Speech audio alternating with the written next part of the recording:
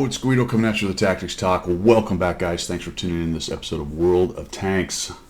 Today it is me again in my 3001D Tier 6 German medium tank. This is a good tank.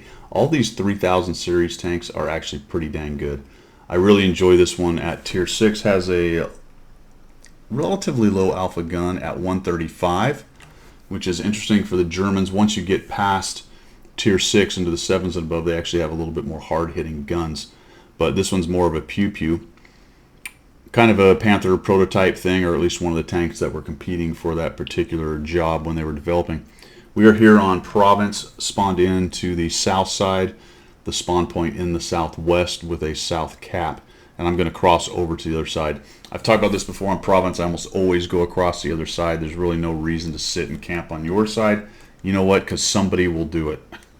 And in this case, a lot of somebodies, which is what we're going to talk about today. Right out the bat, it was Houston, we have a problem. And I knew this was going to be a game where I was going to have to do the lion's share of whatever happened over here on the other side. So we're going to watch this thing develop. We cross over here. I know I can go up this ramp. There is a bush up here, which I will show you once we get close. So if you get spotted, they're sitting in this bush right here. If you don't get spotted, there's nobody in that bush, and that gives you a decision point to go right or straight. I did a video fairly recently from the other side on that exact same thing. There's nobody there, so I'm going to cross. There are some bushes here that you can use to hide, so we're going to go ahead and take a look. A little bit more difficult actually to hit their guys coming up the hill than it is from their side. See, that guy went around the corner, and I needed to keep climbing for the moment. They did send a big force over there. They did send a big force. T-67 is raging around. I may have actually missed shots on that guy now that I think of. No, he's right there.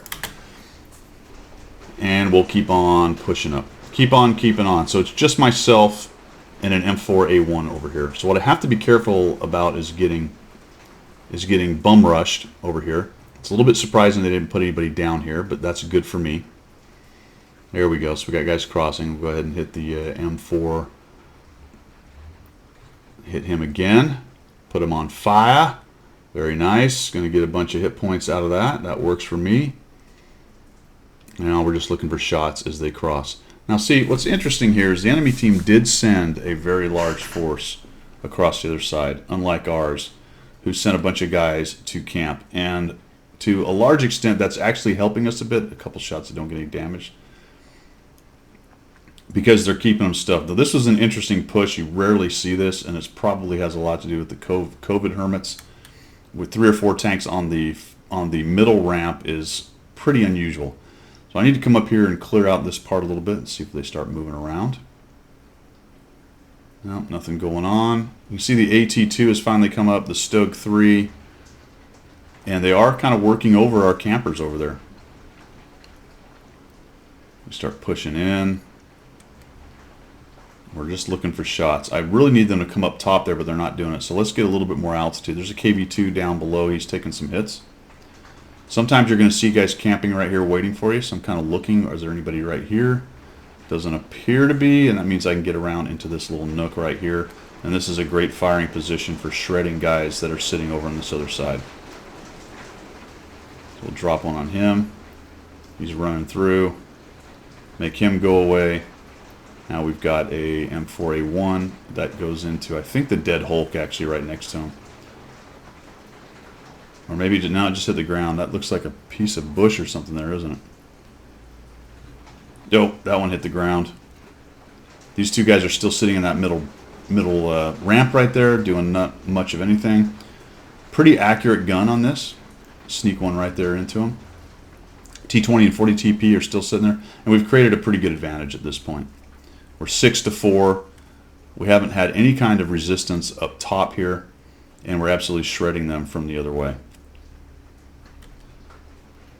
T20, 40 TP, I'm going to leave them alone for a minute. At least I thought I was. Never mind, that's going to happen in a minute. We're going to come back over here and see if we can get more shots on these guys because they're getting pushed. Come on, guys, push. Go away from the rock. They've taken several hits from the side, so they're not really interested in moving out of that rock. KV-1 dies. And that makes me think right there, all right, they just killed him. I bet they push. I bet they push, and they do. There we go. We get one on one of them. Next thing I expect to see them is up here. especially if they keep on pushing up, thinking they've got to get off this road and take on the remnants on the cap, right? These guys are thinking, ooh, yeah, we got it. We got the cap. We're just going to drive up and decap. It's all good.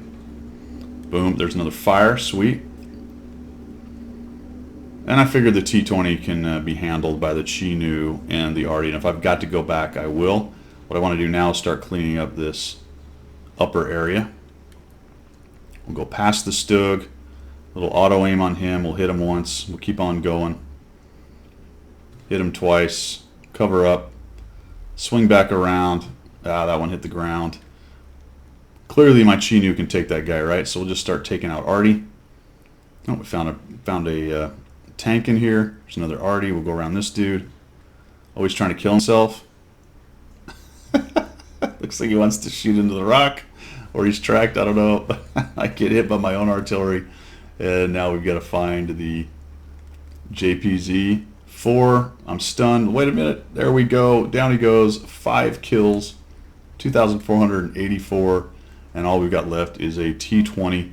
For whatever reason, the Chinook, I guess he's on low hit points, has not got in there and taken that guy out. I'm really hoping I can get that 6th kill. I'm thinking, oh, I got it. Just zoom in. No, he goes around the corner. I should have pickled that off. He pushes in 7 hit points, and I think the Chinook kills him. There we go. Chinook gets him dead, and we have a win. 5 kills, 2,484 damage, 651 assist, and an ace tanker in the 3001D. Right off the bat, I knew we were going to have a bit of trouble with the number of campers we had. Turns out it worked out because the enemy team did what is probably the best move on this map, which is send more guys over to the other side. What they didn't count on was my Muppet camping team. So the best tonic for your bad gameplay is bad gameplay by the other team. You really have to pay attention to what your team's doing and then start leveraging that. At first I went, this sucks. I'm going to have a really campy team. I'm going to have a hard time over here. I got over there and noticed that their team was pushing hard, so just stopped and started farming the damage from the side because I knew the different approach routes and the ways that they were going to go up there. So it's just another in a iterative process in this game of learning to read the match, read what's going on, and having great map knowledge and going to certain positions at the beginning is important, but being able to adjust that on the fly as required based on what you're seeing on the map. All right, guys, that's all I've got for today. Thanks for tuning in. We'll see you.